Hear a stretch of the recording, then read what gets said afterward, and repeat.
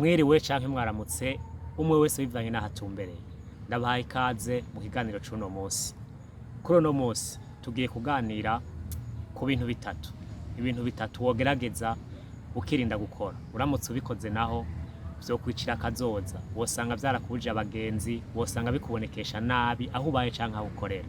Nuno munsi rero ngiye kukwereka ibintu bitatu vyonyene wogerageza nimba ushaka ubuzima bwawe buguma bubandanya butera imbere neza, bikazogenda uko ushaka, ariko hamwe utabihagaritse ukabandanya ubikora canke nimba ubikora umenye yuko ataho uzoshikana navyo udahagaritse ivyo bintu.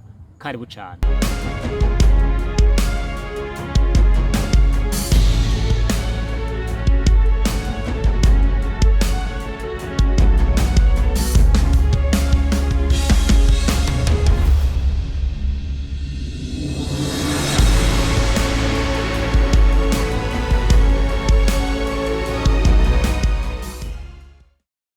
Ikintu ca mbere gishobora kwicira kazoza canke gihagarika ubuzima bw'iwawe, kutagumya ibanga.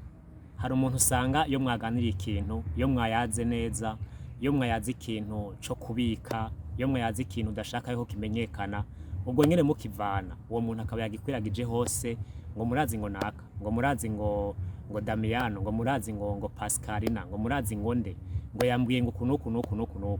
Uwo muntu ugasanga ivyo mwayaze vyose, ivyo waruzi yuko ari banga, ivyo waruzi yuko biri hagati yawe we nawe, uwo muntu mukivana ku metero nka 10, umuntu wa mbere bahura atangiye kumigana ivyo mwayaze vyose, ahereye ku murongo, gutyo bigakwira mu bantu benshi, ugasanga bigarutse gutera kutumvikana nko mu bantu, ugasanga hari igihe ari ibintu wavuze guti ibintu naka ntabimenye, ibintu ntibishike hariya, ugasanga yarabishikanyeyo, ugasanga ntibizanye ishusho nziza kuri wewe. Uyo muntu rero nimba ari wewe ukaba utazi kubika ibanga, ukaba uzi yuko umuntu yakwiganiye ibintu, gwe nico utangura kubikwiragiza ahantu hose, umenye ko ico kintu kizotuma abagenzi bagabanuka, ntibazokwizera, ntibazoja barakuyagira, bazoguhanahana. Hagarika rero kuba umuntu ukwiragiza ibintu mwayaze n'umuntu, utazi kubika amabanga mwaganiriye n'umuntu, ivyo bintu ukaba ubikora umenye ko ataho bizogushikana. Guhera no munsi cumva ino video uhagarika iyo ngendo nimba wari uyifise. Ikindi ca kabiri gishobora gutuma wewe abantu bagabanuka kuri wewe, ugasanga bikwiciye kazoza n'umuntu, nimba utera akajagara hugeze hose, utera akajagara hugeze hose, ugasanga ahantu uri, nimba winjiye mu restaurant ugasanga abakozi bakora muri iyo restaurant nimba ugiye gufungura sinya restaurant yiwawe, bose mu guhamagara ushitse ubatuka ngo gira ni ngo gukoresha umwanya ngo ningoga, gutabikoze naho ngo ndabwira boss wawe ngo nabwira boss wawe ngo agukure, ngo mwese ngo bakurire rimwe, gutyo ugasanga ahantu hose uri, nimba ari mu kabare, nimba ari muri musique, nimba ari ahantu hose utemberera, ugasanga aho ugeze uhateza akajagari. Gutyo rero abantu bazoguhanahana bakumenye. Burya nta bantu bakunda abantu batera akajagari aho bageze hose, batera akavuyo aho bari hose, baguhanahane bakumenye, kuburyo we naho gira entreprise yiwawe abantu bazovuga bati dufatire kurandira nk'umukozi canke abakozi bo gukorera muri entreprise yawe, bazoba baraguhanahanye, bazovuga bati urya baye boss wiwawe ntiwori canke ntimwoshoborana, ameze nabi, arakaze, aramenya neza kwifata.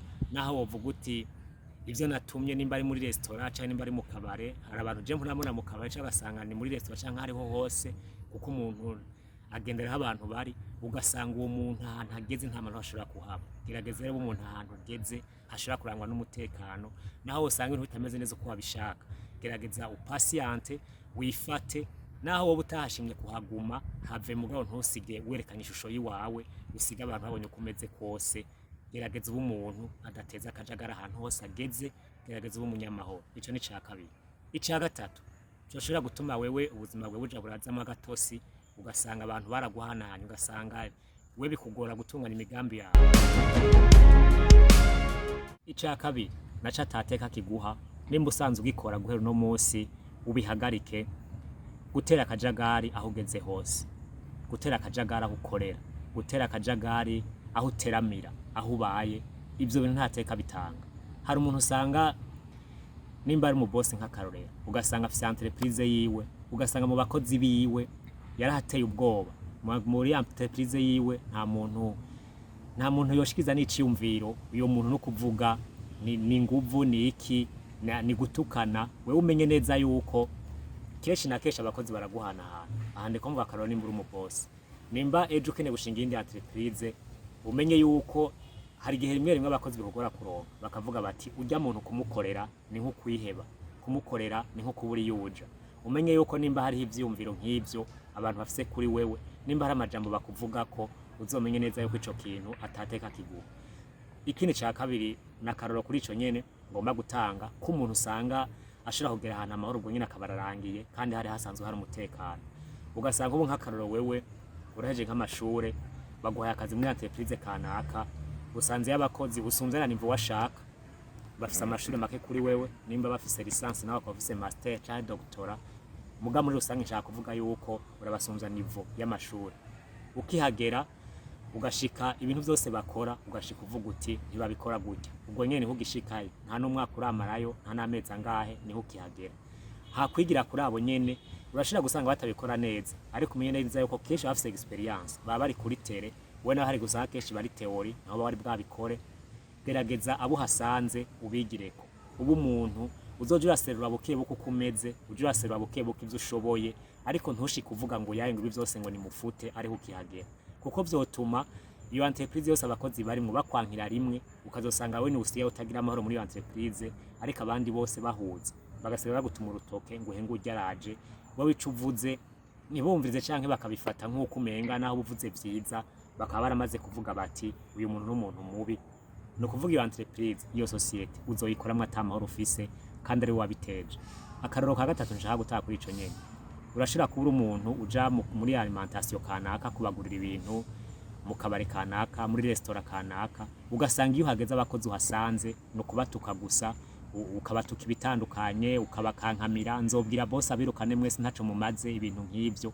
Ugasanga uhageze n'uza aho guha ikintu n'umuserivera akavuga ati uriya muntu sindamwitaba. Ivyo bintu uzomenye uko abantu bamaze kuja baravuga nk'uko ngo ntibakwitaba, ntibakeneye kuza aho uri, uzomenye ko ari we uri mubi, zoba ari babi. Gerageza rero ahantu hose ugeze wo muntu w'umunyamahoro, atari wa wundi ahava aho hantu abantu basigara barakoma amashi ati Imana iratanze aragiye. Barera umuntu w'umunyamahoro.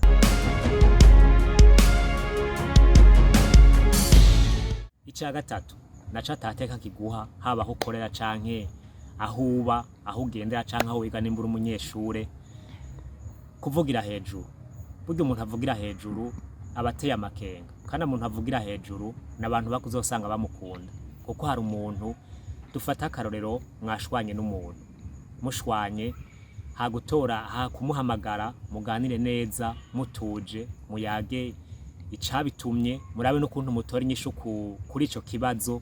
Uyo muntu ugasanga ari sarumba, ugasanga ntiyemera ko muvugana, iwe atoramo gutukana ariko ntatora gutora inyishu y'ibibazo.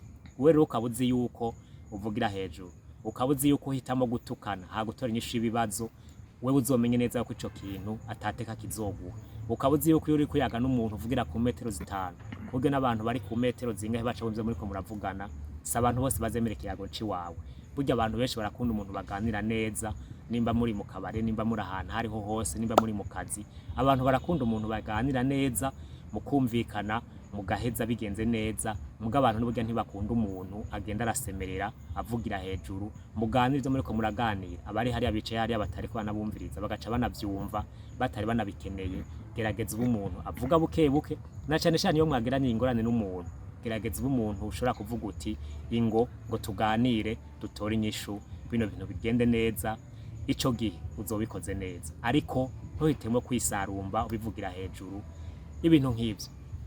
Ndabashimiye kuba mwabanye nanje, mwama mubikora neza, muri abantu banje kandi nanje ndabakunda. Ndabasaba kugira sabone, mugire na like na partage. Hari abantu benshi baba bakeneye kumva impanuro zitandukanye, kumva ico bohindura, kumva impanuro zimwe zimwe. Rero ni kuri no chaîne yanje Apple Business, musonde kuri sabone, ndazi ko muzohakura impanuro nyinshi. Hari ama video menshi maze kuhakora ashobora kugufasha, rero mugerageze muyaboneshe, ndazi yuko muzongukira byinshi cyane. Ndabashimiye kuba mwabanye nanje, tuzosubira.